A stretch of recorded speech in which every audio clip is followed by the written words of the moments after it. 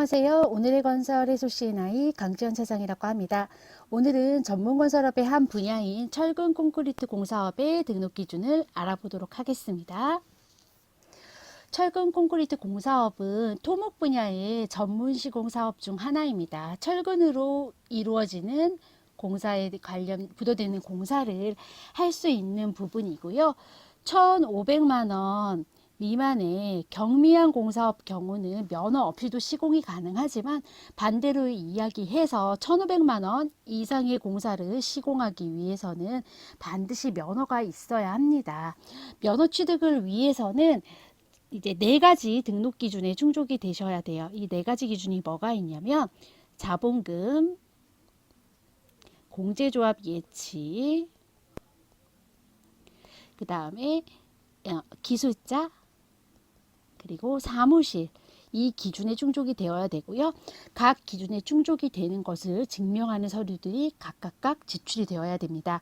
그래서 오늘은 기준별로 등록 기준이 어떻게 되는지, 어떤 서류가 준비되어야 하는지, 그리고 접수는 어디 해야 되는지, 이런 내용들을 하나하나 알아보도록 하겠습니다. 자, 첫 번째, 자본금입니다. 철근 콘크리트 공사업의 자본금은 법인이나 개인 사업자나 모두 1억 5천의 자본금이 준비되어야 됩니다. 법인 같은 경우는 등록자본금, 그러니까 납입자본금이라도 부릅니다. 납입자본금도 1억 5천 이상, 그리고 재무제표상에 보여지는 실질자본금 또한 1억 5천 이상 되어야 되고요. 이제 제출할 서류는 기업진단보고서나 재무관리상태의 진단보고서에 적격 판정을 받은 서류가 반드시 제출되어야 됩니다.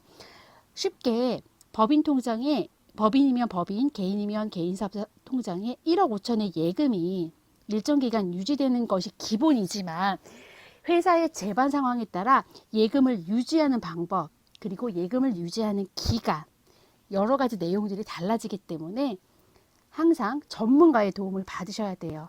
그래서 해소 C&I를 전화 주신다면 당사의 자본금 적격 여부를 정확하게 평가해 드릴 수 있으니 언제든지 문의해 주시길 바랄게요. 자, 그럼 다음 기준, 철근 콘크리트 공사업의 공제조합 기준을 알아볼게요. 공제조합은 전문건설 공제조합의 출자금을 예치하셔야 되고요. 대부분 이제 회사들은 54자를 예치하게 됩니다.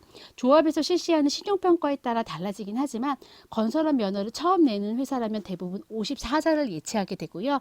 금액으로 환산하면 약 5,030만 원 돼요. 이 금액은 면허를 가지고 있는 동안 항상 예치가 되어야 돼요. 뭐 중간에 인출을 하시거나 하실 수는 없는 자금이에요. 그런데 이제 면허를 취득하고 2년이 지나고 나면 대출은 가능해요. 이 부분은 참고해 주시면 되고요. 공제조합 출자금을 예치하고 나면 보증가능 금액 확인서라는 서류가 발급이 되고요. 이 서류가 제출이 되어야만 조합의 출자금을 예치했다는 걸 증명하고 면허를 취득하기 위한 조건에도 충족이 되는 거예요. 자, 그럼 또 다음 기준, 기술능력 기준을 알아볼게요.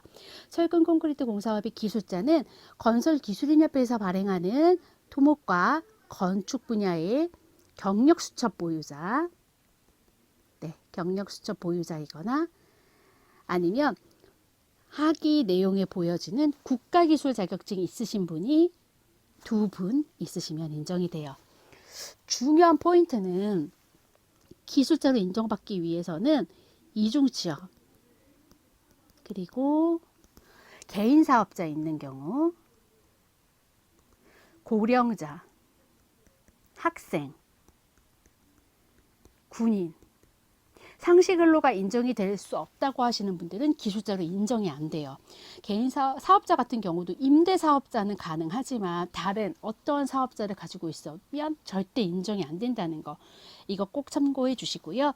바로 준비서류는 경력수첩 사본이나 국가기술 자격증 사본, 그 다음에 4대 보험 가입자 명부, 피보험 자격 이력 내역서, 이런 서류가 들어가요. 아까 이중취업 여부 같은 경우는 이 피보험 자격 이력 내역서 하나만 보면 정확하게 알 수 있고요. 요즘은 개인 사업자가 있는지까지 주민번호로 조회까지 들어가는 부분이라 꼭 참고해 주셔야 합니다. 그리고 4번째, 철근 콘크리트 공사업의 시설인 사무실의 기준에 대해서 알아볼게요. 사무실 같은 경우는 면적의 제한은 없습니다. 그리고 사업을 영위할 환경이 갖추어져 있어야 돼요. 우리가 흔히 주위에서 보는 사무실처럼 집기나 시설물들이 반드시 갖춰져 있어야 되고요.